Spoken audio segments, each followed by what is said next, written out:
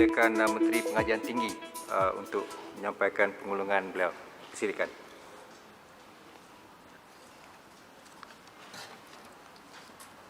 Bismillahirrahmanirrahim. Assalamualaikum warahmatullahi wabarakatuh dan salam sejahtera. Datuk Yang di-Pertua, terlebih dahulu saya merakamkan jutaan terima kasih kepada semua ahli yang berhormat yang mengambil bahagian dalam perbahasan titah Yang di-Pertuan Agong dan menyentuh perkara-perkara di bawah tanggungjawab Kementerian Pengajian Tinggi. Seramai 22 ahli parlimen dan sebanyak 35 isu telah dibangkitkan sepanjang perbahasan mulai 14 sehingga 29 Julai 2020. Dan saya percaya semua isu yang dibangkitkan itu adalah didorong oleh keprihatinan ahli-ahli yang berhormat bagi memantapkan lagi bidang pendidikan tinggi negara. Saya akan memberi fokus untuk menjelaskan isu-isu dasar mengikut tema. Perkara-perkara spesifik dan operasi akan dirumuskan secara umum bagi menjimatkan masa. Walau bagaimanapun, semua isu yang dibangkitkan akan diambil perhatian oleh pihak kementerian. Dasar dan hala tuju KPT. KPT mengucapkan terima kasih kepada Yang Berhormat daripada Sabak Bernam, Yang Berhormat Sempang Renggam yang telah membangkitkan isu dasar dan hala tuju KPT. Penyelarasan di antara KPM dan KPT seperti dasar OKU di IPT yang diterima masuk ke IPTA. Untuk makluman ahli yang berhormat dan Dewan Yang Mulia ini, dasar dan hala tuju pendidikan tinggi negara telah digariskan dalam Pelan Pembangunan Pendidikan Malaysia, Pendidikan Tinggi 2015-2025 atau ringkasnya PPPM-PT untuk tempoh 10 tahun, bermula tahun 2015 sehingga 2025. Pelan yang telah dibangunkan semasa Yang Amat Berhormat Perdana Menteri menjadi Menteri Pendidikan ini memberi penekanan kepada 10 lonjakan transformasi pendidikan tinggi negara, iaitu yang pertama, graduan holistik berciri keusahawanan dan seimbang.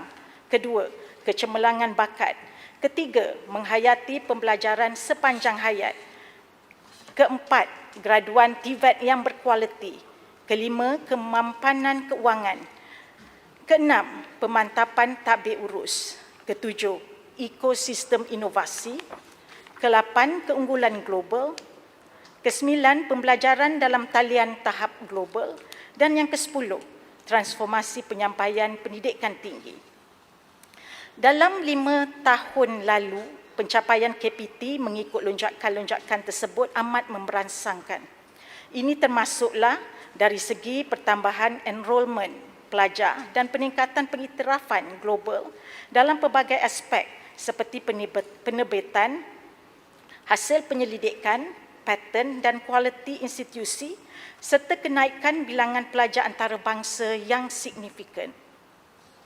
QS World University Ranking 2021 telah mencatatkan buat julung-julung kalinya 5 buah universiti awam tempatan berada dalam kelompok 200 universiti terbaik dunia dan 3 buah universiti swasta yang berada di kelompok 500 universiti terbaik dunia.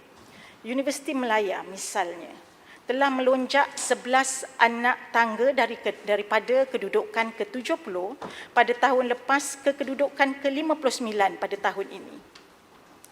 Hakikatnya, pencapaian ini adalah hasil daripada usaha gigih komuniti akademik di Malaysia, sumbangan sektor swasta dan pelaburan besar oleh pihak kerajaan sejak lebih daripada 10 tahun yang dulu.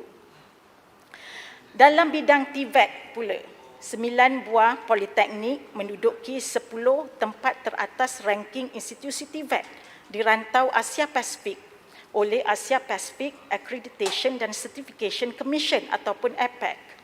Antara aspek yang dinilai oleh APAC dalam penarafan ini termasuklah kolaborasi dengan industri, inovasi dalam pengajaran dan pembelajaran, penyelidikan dan pembangunan, dan kadar kebolehpasaran graduan. Ini menunjukkan bahawa pelan tersebut berjaya mengarus perdanakan bidang TVET di pesada antarabangsa. Namun begitu, Kementerian menyedari bahawa usaha memperkasakan pendidikan tinggi negara perlu terus dilaksanakan agar mampu berdaya saing dan mampu memenuhi keperluan semasa. Justru, Kementerian terus berusaha untuk menjajarkan PP-PMPT dengan dasar dan hala tuju semasa kerajaan seperti Wawasan Kemakmuran Bersama dan Rancangan Malaysia ke-12. Bidang pengajian tinggi juga harus responsif kepada impak yang dialami negara seperti pandemik COVID-19. Salah satu bidang yang akan diberi keutamaan dalam hadla tuju baru kementerian adalah pendigitalan pendidikan tinggi negara. Penyediaan infrastruktur digital di IPT akan dipertingkatkan dalam meluaskan akses pendidikan, meningkatkan kualiti pengajaran dan pembelajaran, serta menyesuaikan pembelajaran mengikut keperluan pelajar. Di samping itu, kandungan digital ataupun e-kandungan akan ditambah baik, serta penilaian alternatif yang bersesuaian dengan pembelajaran dalam talian juga diperkukuhkan. Penyediaan ekosistem pembelajaran dalam talian secara global atau dengan izin globalized online learning memerlukan strategi yang menyeluruh serta mampan. Untuk itu, Kementerian akan menumpukan kepada pemantapan kapasiti pensyarah, pengukuhan infrastruktur, peningkatan kompetensi pelajar dan dengan untuk menggunakan aplikasi e-pembelajaran dan penyediaan infrastruktur cyber yang mampan. Tumpuan juga akan diberikan untuk membangunkan bakat dan potensi masa hadapan pelajar. Dalam usaha ini, Kementerian akan menumpukan usaha menghasilkan graduan yang bukan hanya bermindakan pencari pekerjaan ataupun dengan izin job seekers, sebaliknya menjadi pencipta pekerjaan ataupun job creators selepas bergraduate. Pengukuhan integriti dan etika, daya tahan yang tinggi, serta pembentukan ciri-ciri keusahawanan dan inovatif dan lestari akan terus menjadi agenda kementerian. Selain itu, aliran pendidikan TVET turut diangkat sebagai aliran pendidikan utama, pilihan utama pelajar. Usaha ini dilaksanakan melalui 5 strategi pemerkasaan TVET, iaitu pemantapan imej dan penjenamaan TVET, peningkatan kualiti kurikulum serta pengajaran dan pembelajaran, pengukuhan kolaborasi dengan pihak industri, pemantapan tabir urus dan pelestarian sistem pembiayaan kepada graduan TVET. Kesemua strategi ini dirangka untuk menghasilkan graduan TVET yang dapat memenuhi keperluan industri. Seterusnya, menyumbang kepada pertumbuhan ekonomi negara. Datuk Yang di-Pertua. Yang Berhormat Menteri. Saya nak menjawab Yang Berhormat Sempang Renggam dulu, lepas tu saya akan bagi laluan. Kementerian menghargai keprihatinan Yang Berhormat Sempang Renggam berkaitan cadangan mewujudkan satu jawatankuasa kerja penyelarasan di antara KPM dengan KPT. Untuk makluman ahli Yang Berhormat, mekanisme penyelarasan isu-isu di antara KPM dan KPT telah pun wujud melalui mesyuarat kluster sosial yang dipengerusikan oleh Menteri Kanan Pendidikan dan dianggotai oleh beberapa kementerian termasuk KPT. Platform ini akan digunakan secara optimum bagi menyelaras dan menyelesaikan isu-isu yang berbangkit antara kedua-dua buah kementerian. Yang Berhormat. Terima kasih YB Menteri, terima kasih Tuan Speaker. Ada 3 perkara saya ingin bertanyakan kepada YB Menteri. Pertamanya, tadi ada disebutkan tentang dasar, penerusan dasar sedia ada melalui blueprint Kementerian Pendidikan Tinggi dan juga usaha untuk memperkenalkan pendigitalan. Cuma soalan saya yang pertama, bagaimana pula dengan semangat yang telah dibawa untuk Institut Pendidikan Tinggi kita, iaitu universiti sebagai medan intelektual terbuka dan juga University for Society yang telah diperkenalkan semenjak 2018 dan telah memberikan banyak impak kepada masyarakat, kepada universiti. Apakah akan diteruskan? Itu yang pertama. Yang keduanya, tadi disebutkan tentang integriti. Di dalam soalan saya kepada Yang Berhormat Menteri, ada ditanyakan tentang bagaimana usaha KPT di waktu ini berkaitan Akta 605, penambahbaikan bagi para akademik yang bukan hanya menjamin kebebasan mereka untuk bidang akademik, berkarya dan juga membuat pengkajian, tetapi juga berkaitan dengan isu integriti, plagiarism dan juga isu sexual harassment dengan izin ataupun gangguan seksual. Dan yang ketiga, saya ada menerima jawapan daripada KPT berkaitan dengan jawatankuasa penambahbaikan TVET. Yang mana jawapan daripada KPT saya terima sebentar tadi tidak mempunyai jawapan, begitu vague dengan izin ataupun tenganga gitu. Jadi apakah status jawatankuasa pemerkasaan TVET dan juga pelaksanaannya yang diketuai oleh Tan Sri Soh, mewakili FMM. Dan juga saya ingin pertanyaan daripada Yang Berhormat Menteri berkaitan dengan jawatankuasa lain yang telah kita tubuhkan pada waktu yang lalu, antaranya untuk menggabungkan antara akta AUKU dan juga 355 menjadikan satu akta yang lebih baik demi menjadikan institusi pendidikan kita ini bertaraf maju antarabangsa, jawatankuasa integriti, jawatankuasa berkaitan Students Union dan lain-lain yang telah saya tanyakan sewaktu ucapan perbahasan tempoh hari. Terima kasih. Terima kasih Yang Berhormat Simpang Regam. Mengenai dasar-dasar kita mengambil pendekatan bahawa apa yang baik kita sepatutnya teruskan. Dan berapa dasar yang diperkenalkan semasa Yang Berhormat menjadi Menteri KPM juga ada diteruskan di dalam KPT. Mengenai yang kedua pula, soalan yang kedua mengenai kolaborasi, saya nak maklumkan bahawa kolaborasi bersama industri memang kita tekankan di dalam KPT, sebab segala penyelidikan tidak akan terhasil kalau tidak ada kolaborasi bersama dengan industri. Dan yang ketiga, 605 saya akan jawab kemudian, sebab itu ada persoalan yang dibangkitkan oleh Yang Berhormat di dalam perbahasan. Dan jawatankuasa TVET pula, sebab kita ada pengasingan kementerian, bermaksud Kementerian KPM pun ada TVET, Kementerian KPT pun ada TVET, tapi nanti di dalam jawapan saya akan saya akan jawab secara terperinci. Jadinya, tapi perbincangan itu sedang dibuat dan jawatankuasa kabinet itu kita tengah meneliti untuk menubuhkan satu platform untuk menyelaras tadbir urus TVET yang lebih berkesan. Jadinya beberapa perkara lain nanti saya akan olah dan saya akan bahaskan di dalam. Satu, minta maaf Tuan Ketua, satu soalan juga kalau boleh minta Wabi Menteri menyatakan usaha terkini KPM di dalam meningkatkan sitasi di kalangan para akademik kita. Kerana kita pernah usahakan dulu untuk menggabungkan teknologi big data dan juga artificial intelligence demi meningkatkan sitasi para akademik kita. Apakah itu masih diteruskan juga? Terima kasih. Yang saya maklumkan tadi, perkara yang baik kita akan teruskan, Yang Berhormat. Dan saya tak ada masalah untuk meneruskan segala dasar-dasar yang telah dimulakan semasa zaman Yang Berhormat jadi Menteri. Ada beberapa perkara yang saya nak maklumkan bahawa beberapa perkara yang kita tengah jalankan sekarang adalah penambahbaikan kepada apa juga jawatankuasa ke dasar ke yang telah dimulakan semasa zaman Yang Berhormat. Jadi saya teruskan jawapan saya. Mengenai dasar inklusif OKU di IPT, sudah pasti ianya akan diteruskan.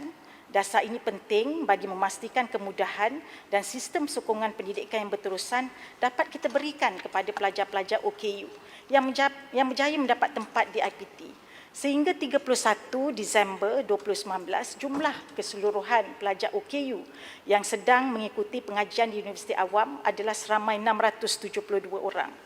Bagi memastikan keperluan mahasiswa OKU tidak terpinggir, satu sistem berasaskan web yang sedang dibangunkan dan dinamakan Projek Kerangka Kampus Inklusif meningkatkan kemasukan pelajar OKU ke Universiti Awam Malaysia ataupun in short MyU dan MyU OKU.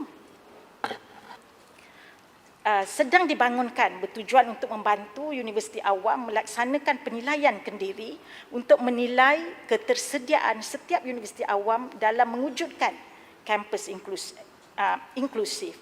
Ketersediaan universiti awam dinilai berasaskan instrumen untuk menerima kemasukan siswa OKU berteraskan tabir urus, pengajaran dan pembelajaran, perkhidmatan sokongan dan accessibility dan ketersambungan persekitaran kampus. Dalam memastikan golongan OKU tidak terpinggir, Universiti Awam juga telah menyahut hasrat kementerian dengan menubuhkan unit perkhidmatan OKU yang berfungsi sebagai unit perkhidmatan dan sokongan khusus kepada pelajar dan kaki tangan OKU di universiti berkenaan. Unit perkhidmatan OKU ini melapor terus kepada naib-naib chancellor di universiti masing-masing. Minta penjelasan Menteri sini. Terima kasih Menteri, terima kasih Datuk Speaker. Soalan saya adalah, dulunya kita telah wujudkan satu laluan khas untuk golongan OKU, untuk atlet sukan dan juga untuklah pelajar-pelajar orang asli untuk masuk ke IPT.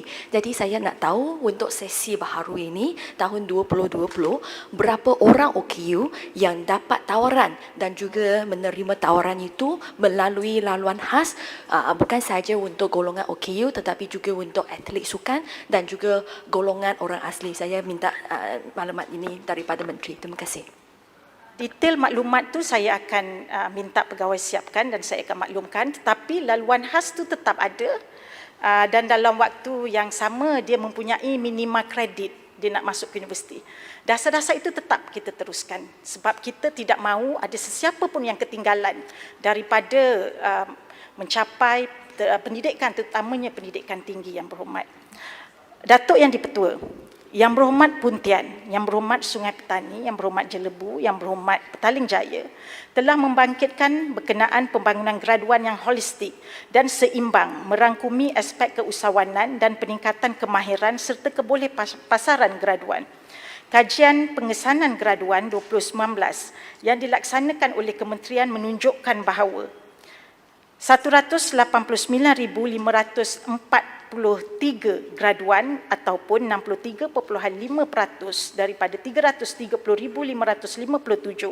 graduan tahun 2019 berjaya memperoleh pekerjaan dalam tempoh 6 bulan selepas menamatkan pengajian mereka.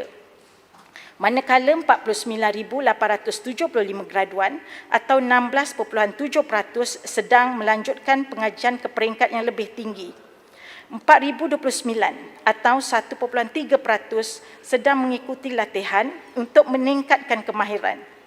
13,943 atau 4.7% telah menerima tawaran pekerjaan dan sedang menunggu penempatan. Manakala baki seramai 41,161 orang, iaitu lebih kurang 13.8% masih belum bekerja. Untuk makluman ahli-ahli yang berhormat dan Dewan Yang Mulia ini, dalam memastikan kebolehpasaran graduan ditingkatkan, terutamanya pasca pandemik COVID-19, Kementerian telah menggariskan 4 strategi untuk dilaksanakan, iaitu memantapkan pelaksanaan program dengan izin, reskilling dan upskilling, memudah cara pelajar untuk melanjutkan pengajian, melaksanakan padanan pekerjaan kepada graduan yang masih belum bekerja dan meningkatkan pelaksanaan program-program keusahawanan. Melalui pendekatan reskilling dan upskilling, graduan menguasai pengetahuan dan kemahiran tambahan selain daripada menerima pensijilan profesional untuk meningkatkan kadar kebolehpasaran mereka. Bidang-bidang latihan yang diberi fokus adalah selari dengan bidang pekerjaan yang tinggi permintaannya, seperti yang dilaporkan dalam 2020 Emerging Jobs Report Malaysia, seperti dengan izin e-commerce, robotic engineering, Internet of Things, artificial intelligence, pengurusan dan kejuruteraan data. Di samping itu, latihan-latihan berkaitan soft skill seperti kepimpinan, komunikasi, keterampilan diri dan sebagainya turut dilaksanakan. Program-program ini dilaksanakan secara kolaborasi strategik dengan pelbagai agensi seperti HRDF, di bawah Kementerian Sumber Manusia, MDEC, PUNB dan sebagainya.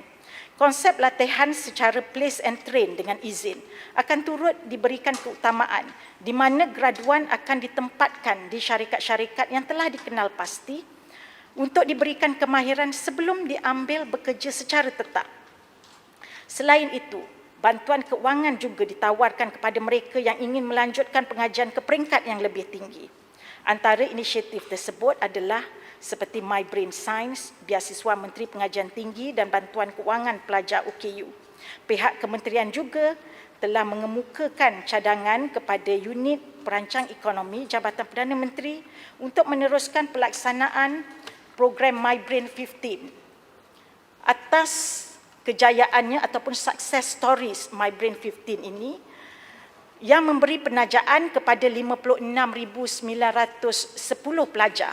Dan untuk makluman Datuk Yang di-Pertua, daripada jumlah tersebut, seramai 30,427 ataupun 53.5% graduan telah berjaya menamatkan pengajian pasca siswaza, manakala 26,483 pelajar masih meneruskan pengajian. Dalam usaha mempelbagaikan lagi sumber pembiayaan kewangan kepada pelajar, Kementerian turut bekerjasama dengan Yayasan Tenaga Nasional bagi menyediakan pembiayaan kewangan kepada pelajar yang berkelayakan melalui program My Brighter Future. Untuk meningkatkan kebolehpasaran graduan juga, Kementerian turut melaksanakan proses padanan pekerjaan kepada graduan yang masih belum bekerja. Usaha ini dijayakan dengan kerjasama Pertubuhan Keselamatan Sosial atau PKSO menerusi portal My Future Job. Di samping itu, Kementerian turut menumpukan kepada usaha untuk menggalakkan pelajar terlibat dalam program keusahawanan. Bagi tujuan tersebut, Pelan Tindakan Keusahawanan IPT 2021-2025 yang sedang dibangunkan akan menjadi dokumen rujukan utama pembangunan keusahawanan di IPT. Semakan terhadap kurikulum, program dan ekosistem keusahawanan secara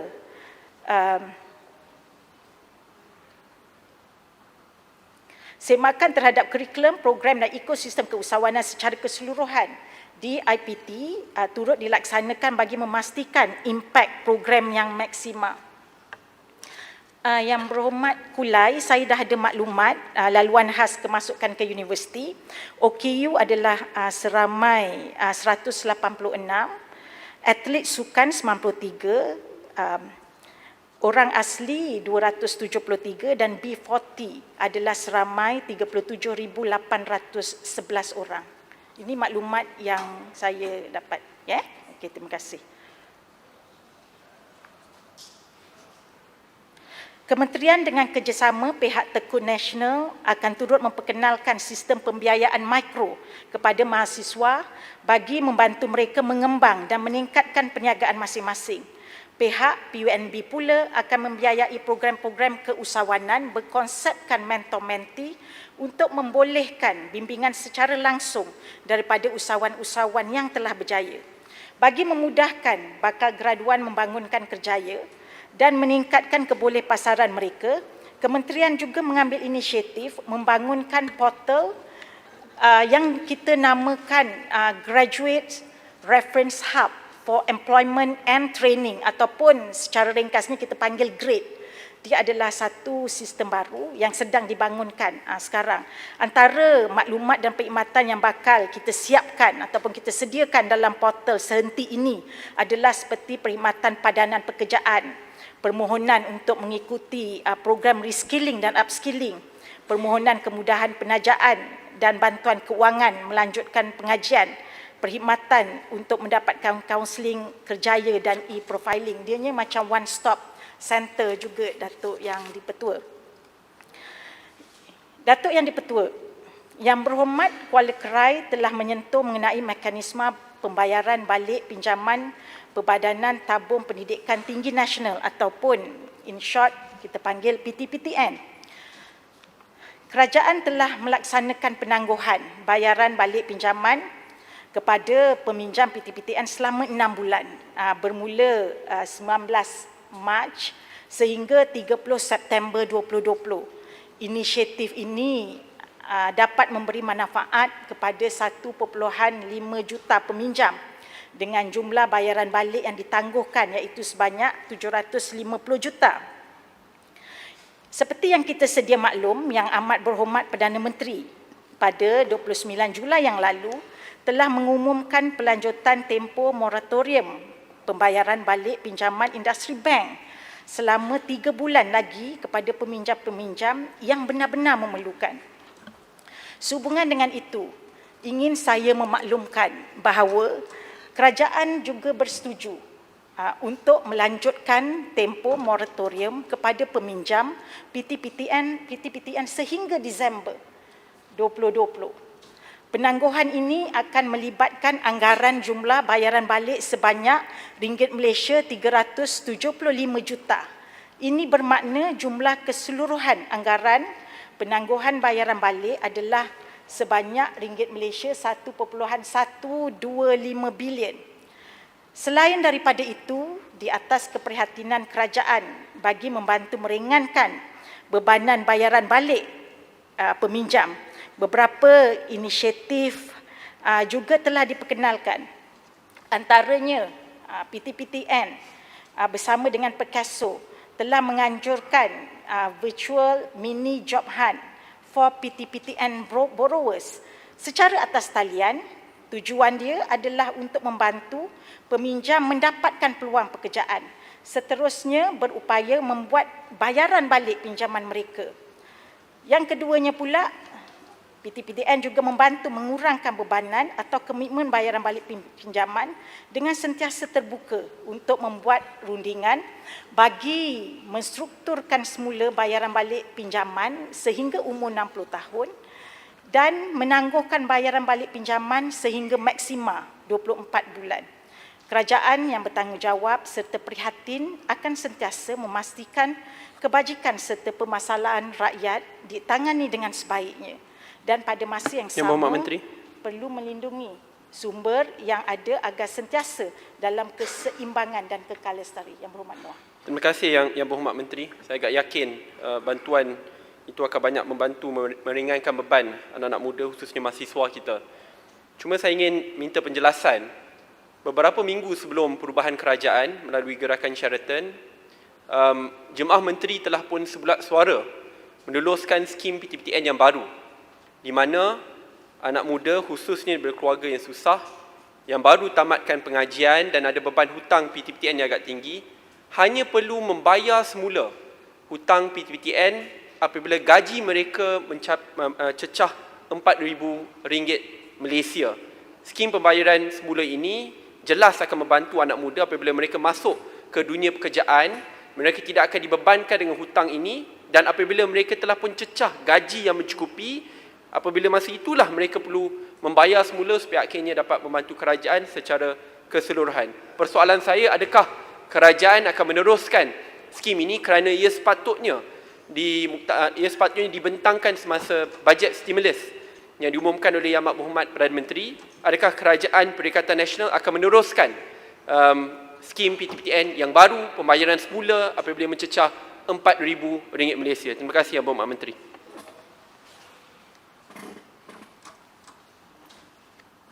Terima kasih Yang Berhormat Muar. Kita, Kementerian mengambil kira situasi ekonomi dan kedudukan keuangan semasa. Kerajaan berpandangan bahawa pelaksanaan kaedah bayaran balik berdasarkan pendapatan ataupun dengan izin income contingent repayment, ini ada jawapan juga yang telah kita berikan kepada Yang Berhormat Bangi. Belum selesai untuk dilaksanakan dengan mengambil kira jumlah bayaran balik berbanding jumlah pinjaman yang masih belum berbayar. Walau bagaimanapun, seperti tadi di dalam jawapan saya adalah berkaitan, maknanya kalau sekiranya peminjam tersebut dia tidak boleh membayar, dia boleh datang berunding bersama dengan PTPTN. Dan kaedah potongan gaji berjadual mengikut kadar ansuran bulanan sedia ada, sebenarnya dikenal pasti adalah satu kaedah yang lebih sesuai untuk dilaksanakan bagi memastikan proses kutipan bayaran balik PTPTN yang lebih mudah dan efisien. Walau bagaimanapun Yang Berhormat MUA, kerajaan akan sentiasa mengenal pasti pendekatan yang terbaik bagi bayaran balik pinjaman yang tidak membebankan peminjam. Dalam waktu yang sama, kita tak nak bebankan peminjam dari segi enforce diorang untuk bayaran balik of certain amount, tapi dalam waktu yang sama juga kita akan menjaga juga kepentingan PTPTN juga terjaga. Jadinya dia kena balance.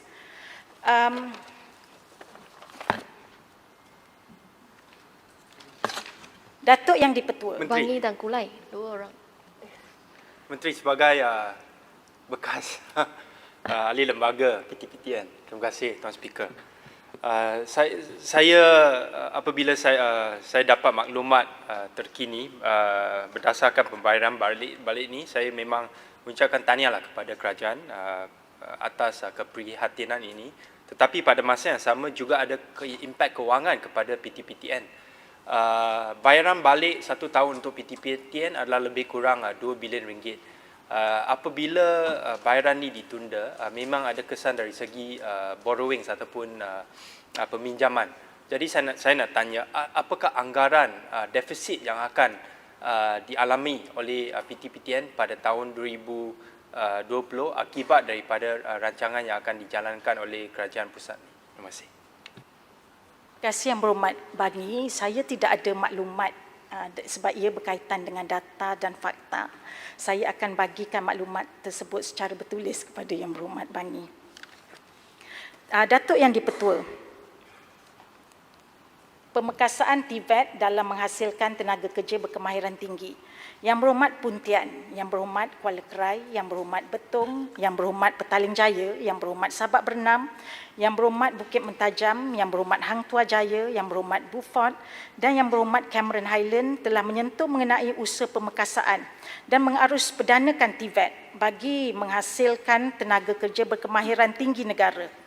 Untuk makluman ahli-ahli Yang Berhormat, sehingga kini terdapat 7 kementerian utama yang menawarkan program TVET di negara ini, iaitu yang pertama Kementerian Pengajian Tinggi sendiri, yang kedua Kementerian Pendidikan yang diketuai oleh Yang Berhormat Menteri Kanan Pendidikan, yang ketiga Kementerian Sumber Manusia, keempat Kementerian Belia dan Sukan, yang kelima Kementerian Kerja Raya,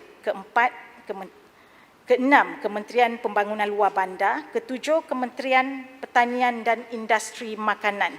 Selain itu, terdapat juga beberapa kementerian lain yang turut menawarkan program TVET, iaitu Kementerian Pelancongan Seni dan Budaya, Kementerian Pembangunan Usahawan dan Koperasi dan Kementerian Pembangunan Wanita, Keluarga dan Masyarakat, Kementerian Dalam Negeri, Kementerian Perdagangan Antarabangsa dan Industri dan Kementerian Pertahanan. Keseluruhan institusi TVET negara adalah berjumlah 1,219 buah yang terdiri daripada 569 buah institusi TVET awam, 636 institusi TVET swasta dan 12 institusi TVET negeri. Untuk makluman ahli Yang Berhormat, trend keboleh pasaran bagi graduan politeknik dan college community menunjukkan pencapaian melebihi 95% bagi tempoh 3 tahun berturut-turut sejak tahun 2017. Ini menunjukkan graduan TVET mempunyai daya saing yang tinggi dalam pasaran pekerjaan. Kementerian melalui Jabatan Pendidikan, Politeknik dan College Community ataupun JPPKK sentiasa memastikan kualiti pelajar lepasan TVET menjangkaui tahap standard yang ditetapkan. Program-program pengajian yang ditawarkan di Politeknik dan College Community telah mendapat akreditasi daripada badan akreditasi seperti Agensi Kelayakan Malaysia ataupun MQA dan badan akreditasi dan profesional yang lain seperti Majlis Akreditasi Kejuruteraan Teknologi ataupun ITAC di bawah Lembaga Jurutera Malaysia, Malaysian Board of Technologies MBOT, Lembaga Juru Ukur Tanah, Lembaga Arkitek Malaysia, International Maritime Organisation, Asia Pacific Accreditation dan Certification Commission APAC dan sebagainya. Agensi-agensi ini telah menetapkan standard piawaian akreditasi bagi program dan institusi TVET yang perlu dicapai dalam memastikan kualiti graduan yang dihasilkan berada pada tahap yang tinggi. Datuk Yang di-Pertua dan ahli-ahli Dewan, penerapan nilai dan kemahiran keusahawanan kepada pelajar aliran TVET dilaksanakan melalui penawaran kursus-kursus keusahawanan, terutamanya keusahawanan digital. Melalui kursus keusahawanan ini, pelajar didedahkan dengan teknik pemasaran produk menerusi web dan sosial media selain kemahiran-kemahiran asas keusahawanan. Di samping itu, pelajar juga didedahkan kepada amalan keusahawanan melalui aktiviti co-curriculum dengan menyertai kelab keusahawanan bagi melatih dan mengasah bakat mereka untuk berniaga. Pelajar turut digalakkan untuk menyertai pelbagai pertandingan dan program keusahawanan yang dianjurkan oleh agensi-agensi keusahawanan seperti MDEC, Pharma, SME Bank, CIMB Bank, MTDC, MIDEC dan pihak-pihak industri untuk memberi pendedahan kepada amalan perniagaan dan ilmu keusahawanan digital kepada mereka. Datuk Yang di-Pertua, berkaitan dengan dakwaan isu perkauman di Universiti Teknologi. Ya. Kita dimaklumkan bahawa rakyat dan pelajar lepasan SPM 389,498 orang tahun 2019 ini hanya 40 ke 43% yang memasuki pengajian tinggi dan kemahiran tinggi. Bererti ada lebih 200,000 lagi pelajar lepasan SPM yang sepatutnya boleh memasuki TVET. Adakah apa yang disebut oleh YB Menteri tadi 1219 institusi TVET itu sudah mencapai kapasiti penuh atau kita boleh memasukkan lagi 200,000 pelajar yang mungkin tercicir tak masuk TVET ini? Kapasitinya bagaimana? Penuh ataupun tidak, atau perlu ditambah lagi institusi TVET di seluruh negara? Terima kasih. Keboleh pasaran di institusi TVET ini adalah lebih kurang 80% yang berhormat Puntian. Dan masih ada lagi kekosongan di mana itulah kita fokuskan mengenai penjenamaan semula TVET ini supaya dianya tidak dilihat sebagai pilihan kedua. Dan proses itu masih lagi berjalan, masih lagi berlangsung, dan engagement itu kita telah laksanakan dan sedang kita laksanakan juga Yang Berhormat Puntian. Jadinya tak ada masalah kalau sekiranya ada kekosongan di Politek ataupun college community, bermaksud pelajar-pelajar yang ingin memohon boleh memohon ke institusi TVET berkenaan. Datuk Yang di-Pertua, berkenaan dengan dakwaan isu perkauman di Universiti Teknologi Kreatif Lim Kok Wing atau LUCT yang telah dibangkitkan sekali lagi oleh Yang Berhormat Bani, Kementerian sentiasa memberi perhatian terhadap aduan yang diterima. Lebih-lebih lagi apabila ianya melibatkan kepentingan dan kebajikan pelajar, terutamanya pelajar antarabangsa. Kementerian Pengajian Tinggi telah mengambil tindakan segera dengan mengeluarkan surat tunjuk sebab untuk mendapatkan penjelasan lanjut daripada pihak LUCT. Walaupun pihak LUCT telah membuat permohonan maaf, namun pihak kementerian masih meneruskan siasatan bagi mendapatkan maklumat yang lengkap sebelum keputusan lanjut dilaksanakan. Kementerian tidak akan berkompromi dalam isu yang melibatkan perkauman Yang Berhormat. Seksyen 89(1) Akta 555 juga jelas menyatakan bahawa keanggotaan IPTS hendaklah dibuka kepada semua orang tanpa mengira jantina, ras, agama atau kelas. Pihak kementerian boleh mengenakan tindakan yang tegas ke atas mana-mana pihak termasuk pengurusan IPTS yang didapati bersalah dalam isu bersifat perkauman dan seumpamanya. Semua IPTS yang berdaftar di bawah Akta 555 perlu memberi fokus kepada penawaran program pengajian yang berkualiti.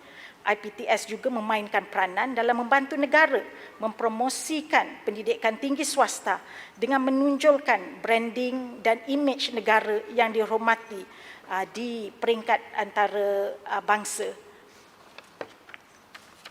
Ya, terima kasih Menteri. Dalam ucapan saya, dalam perbahasan saya juga telah membangkitkan bukan sahaja isu rasism di universiti tersebut, tetapi juga ada beberapa website dan juga Twitter account yang telah dedahkan perkara seperti recruitment of admin staff untuk menjadi lecturer dan sebagainya. Jadi sekarang juga ada satu podcast yang telah dikeluarkan oleh salah seorang bekas lecturer ataupun bekas employee di LCUT ni. Saya minta, saya nak tanya sama ada Menteri sedar tentang aduan dan juga tuduhan bukan saja tentang racism ni, tetapi juga ada banyak aduan lagi yang ditujukan kepada universiti tersebut, dan apakah langkah yang akan diambil oleh kementerian termasuk menghantar pihak MQA untuk membuat siasatan yang terperinci terhadap universiti ini. Saya maklum mengenai tuduhan-tuduhan ataupun allegation yang berhormat Bangi sebutkan tadi. Seperti yang saya maklumkan tadi bahawa kementerian masih lagi meneruskan siasatan dan keputusan itu belum kita dapat lagi. Kita belum dapat apa-apa keputusan mengenai segala siasatan. Tapi yang berhormat jangan risau sebab siasatan itu akan dibuat secara transparan dan adil, dan insya-Allah kita akan cuba menyelesaikan apa juga masalah di IPTS terutamanya di LUCT seperti yang dibangkitkan oleh Yang Berhormat tadi. Datuk Yang di-Pertua, terima kasih juga saya ucapkan kepada Yang Berhormat Johor Bahru, Yang Berhormat Bangi, Yang Berhormat Muar, Yang Berhormat Batu, Yang Berhormat Bayan Baru yang telah menyentuh mengenai proses pengajaran dan pembelajaran serta akreditasi terhadap program dan kursus akademik. Bagi menjawab persoalan yang dibangkitkan Yang Berhormat Johor Bahru berhubung penyediaan persekitaran yang kondusif untuk pembelajaran pelajar, saya ingin menegaskan bahawa kementerian amat komited dan menitik beratkan keperluan pelaksanaan pengajaran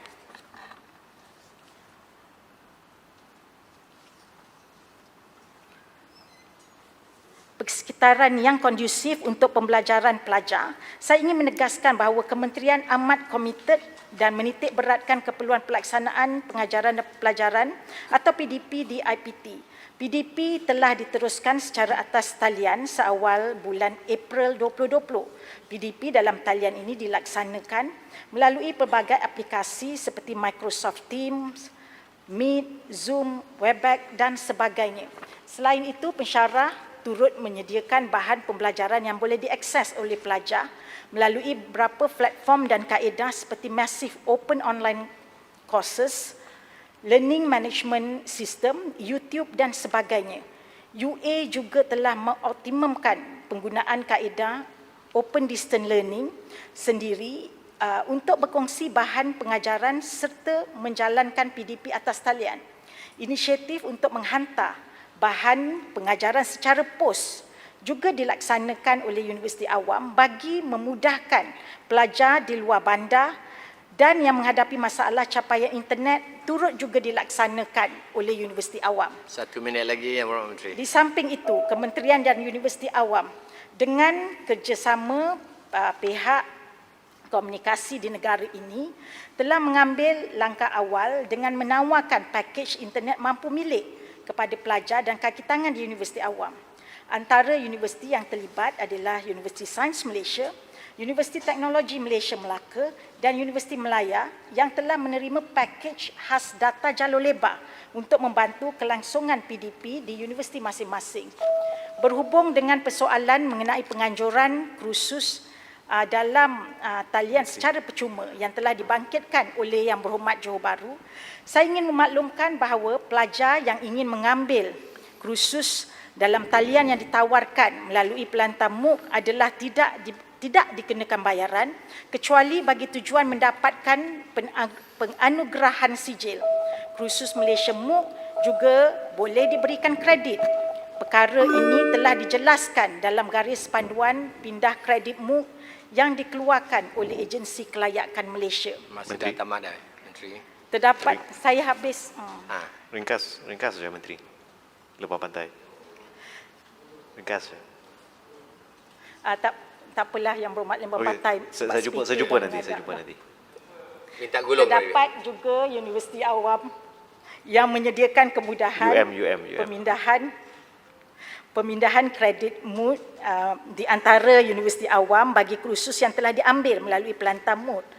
Sebagai contoh, Universiti Teknologi Malaysia membenarkan pelajar memilih pembelajaran dari mana-mana Pelantar MOOC yang diiktiraf oleh UTM bagi tujuan pemindahan kredit MOOC seperti edX dan Coursera. Berikutan isu akreditasi di IPTS yang dibangkitkan oleh Yang Berhormat Bangi. MQA merupakan agensi yang bertanggungjawab dalam memastikan jaminan kualiti bagi semua program yang ditawarkan oleh IPTA dan IPTS. Dasar semasa menetapkan bahawa setiap permohonan penawaran program oleh IPTS perlu melalui penilaian akreditasi oleh MQA sebelum disyorkan untuk kelulusan pengendalian program oleh Kementerian Pengajian Tinggi. Yang lain-lain saya akan jawab secara bertulis. Yang Berhormat Speaker, bagi menjimatkan waktu, ada beberapa perkara lagi yang tak dapat saya sentuh tetapi saya akan jawab secara bertulis. Terima kasih banyak kepada semua Yang Berhormat. Terima kasih juga kepada Yang Berhormat Speaker. Terima kasih Yang Berhormat Menteri Pengajian Tinggi.